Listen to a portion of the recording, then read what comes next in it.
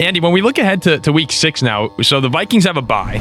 You know, we talk about nice times to have a bye. The Vikings can hopefully get healthy as well. But the Packers come out of it and they're hosting the Bengals. Is there any scenario other than utter domination that leaves you like satisfied or happy with this team? No, I can't imagine that. Like, I mean, there's a world in which like you're up 31-0 and Cincinnati, like in the fourth quarter, goes on the meaningless like 17-0 run or something like that. Mm-hmm. And it's like, yeah, it's 31-17 and it maybe doesn't look quite as impressive, but you know, it's all kind of garbage time stuff where it's like, fine, whatever. But like outside of something like that, I really don't think so. This is one where, especially after it felt like you didn't kind of play your best football, clearly didn't play their best football against Cleveland, didn't go for the kill against Dallas. You've got a team for the third consecutive week. You're the pretty strong favorites to win the game, more this week than any of the last 2 games that they've played. You have to come out and play your best football. You have to show that you have some level of killer instinct and that you can take care of the dregs of the league when you play against them without having to really battle for it, especially at home. You beat Detroit and Washington both at home pretty easily. You can't win both of those games at home pretty easily and then struggle or certainly lose against Cincinnati with a quarterback that just got there a few days ago. Listen, we're all just talking about how the NFL is insane and you can't, take anything for granted week to week. If you can't take for granted a 14.5 point spread against a team that just bought their quarterback for nothing today, there's a lot more issues in Green Bay than I think any of us would have expected. I expect Green Bay to win big. Maybe it's one of those where it's like, I don't know, at the very beginning of the fourth quarter, it's like, like a 23-16 game or something. It's like, holy cow, the Bengals are within 7. And then Green Bay gets a field goal and like a pick 6 and wins by 17. And maybe it's like, that's as close as it should possibly get, is like, wow, it's within 7 in the fourth. And even that, I'd be like, why is it within 7 within the fourth? So no, this is one you got to take care of business. Yeah, I was going to say, even like 23-16, if you're a Packer fan, that would almost feel like we're Notre Dame guys, Andy. And every now and then we'd have like, Ball State came in. And I remember like the crowd was doing the wave like late third quarter. And it was like 16-13, a pivotal third down stop against Ball State. And I'm like, what the hell are we doing? Like, we got to get up we got to get a stop here. Like, I kind of feel like if the Packers are in a 7-point game going into the fourth quarter, you probably feel okay that you'll still win it. But there's going to be the people who are like, real football fans going like, wait a second, like this should not be happening right now. I was looking at the Browns statistically. The Bengals statistically while you were talking about them. They're last in the league in yards per game. In everything. They are 29th in the league in points per game.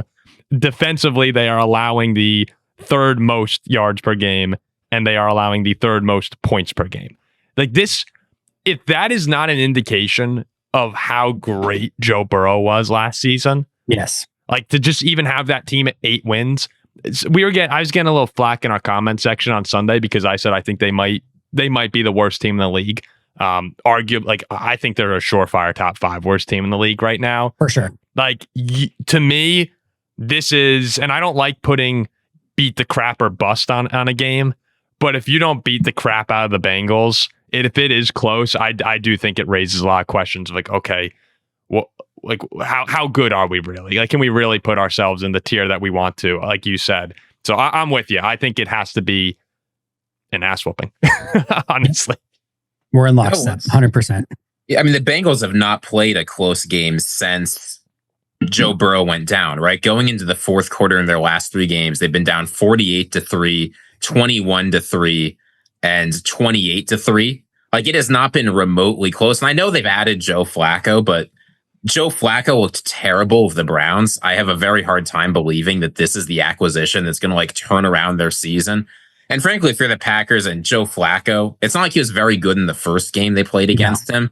But if somehow like Joe Flacco is the magic key to beating the Packers, expect to see one of the teams later on their schedule trade for him again.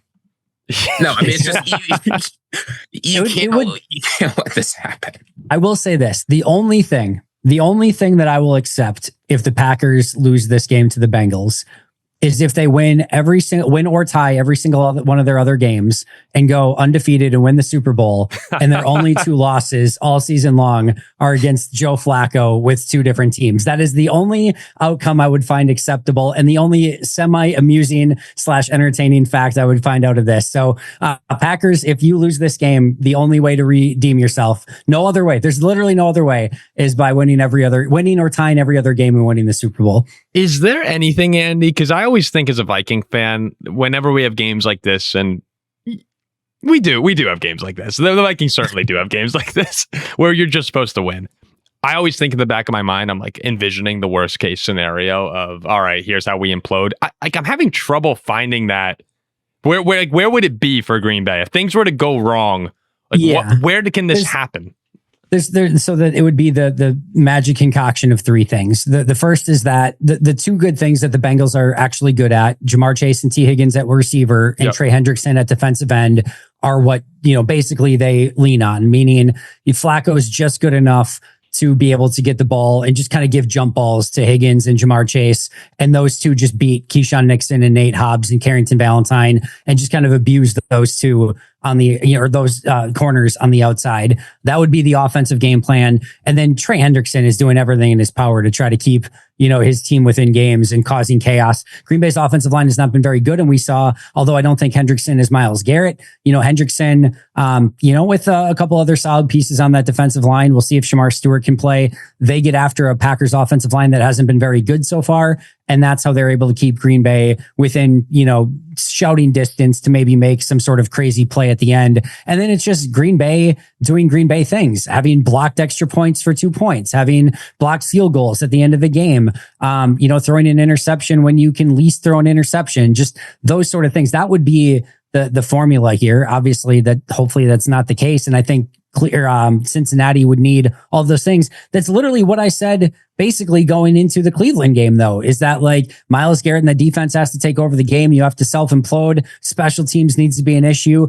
And literally the perfect formula comes to fruition and Cleveland gets the win in that game. So I'm not saying that this is equal. Green Bay's at home. I expect Green Bay to win big. These are my least favorite games, by the way. And not because I'm dreading the worst, just because we talked about earlier of there's almost no good scenario. You win by 30 and everyone's like, yeah, that's cool. It's the Bengals. It's you were expected to win by 30. You win by 13 or 10, 7, anything like that. And you're like, does that even feel good? Yeah, you won. Great. But it was not impressive. You actually probably feel like you lost that game. And if you certainly tie or lose the game, it's a complete catastrophe. So it just feels like these are the games where almost nothing good can come out of it. I think if you have a game like the Lions did last week, where for Detroit fans who want to hear more about the Lions, you guys just kind of rolled in that game. But if you're in a situation where you're in complete control, and then the Bengals, that was a half-hearted comeback, really. I mean, at no point were you really thinking this can be a game. I think if you guys have that sort of a performance, and that might be what I actually expect, then I'd feel pretty good as a Packer fan, because we're coming off 2 games too, where this was the narrative coming in. Oh, all right, they're going to roll Cleveland because they just rolled the Commanders and the Lions. All right, you lose to Cleveland. Well, we're going to roll the Cowboys because they can't stop anyone. That's where I just think you get the win, period. You're feeling a little better. And then we can start, figuring out how good we feel after whatever the win looks like. It's fair. But what I'd want to see if I were a Packer fan, and I actually think this almost, this needs to happen, is you guys have 2 turnovers all year. You have 2 interceptions forced, right? That's it. I don't think there's any fumble recoveries. Yeah, I think that sounds right. Against, you saw what the Vikings did to the Bengals. You saw what the Ravens did to the Browns and the Lions did to both teams. You turn these guys over. You have to turn over Jake Browning. You have to turn over Joe Flacco. Bury them, right? And that's what I'd want to see. Dial up the pressure. Micah Parsons has been getting called out by a lot of people. Micah needs to play like a superstar. I know he's been very good, but I want to see Micah do one of those Micah Parsons, Max Crosby, Myles Garrett things and just beat up this team that you need to beat up defensively. So I want to see them, if I were a Packer fan, which I'm not, I'd want to see them force a lot of turnovers in this game and make the bad teams make mistakes, which they have not really done. It's been one of their issues so far, is just not winning the turnover battle. And you're the casino. If you win the turnover battle, the house is in your favor every single time. So they have to do a much better job of forcing those turnovers. And if they can do that in this game again, to me, it's a win. I don't think there's a world in which Cincinnati can win this game without winning the turnover battle. Ziggy, did you see, I'm sure you saw this as someone who's a fan of stats, but the Jets were the first team in the history of the NFL to not force a turnover in the first 5 weeks of the season. Yeah, I mean, that is rough. And, Joe Flacco, besides the Green Bay game, has not had a time this year where he hasn't had at least 2 and sometimes 3 turnovers in a single game. There should be no issue winning this turnover battle for Green Bay. Yeah, that's the only world. Justin Fields stat as well, since we're on Jet stats. What? Justin Fields is now 0-26 as a starter when the opponent scores 21 points or more. 0-26. Yeah, that's almost unfathomable. Right? That's almost 2 seasons worth of games.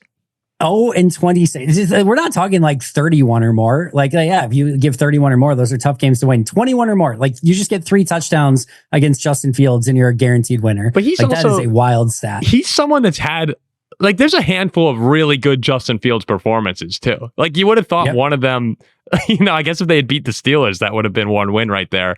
But he's had a couple games where you go all right, Justin Fields, he looked pretty good in that game. So that's really surprising that he hasn't had one competitive back and forth game that he was just at some point you think you'd luck into a win there, right? You would think. Okay, why don't we do our predictions as we're wrapping up the show?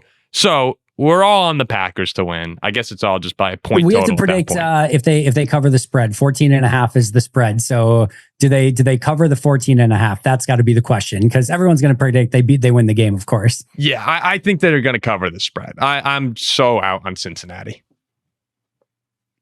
Cincinnati, they keep talking about we're hopeful we can start Joe Flacco because sources have told us he's a fast learner for the offense. That's never what you want to hear going into a game if you're a Bengals fan. No, Green Bay has got to cover this. Yeah, I'm going to hedge my bets here, and I'm going to say they win by 14 and just don't cover the spread. So I'll say they don't, but it'll be close. Close meaning they win by 14.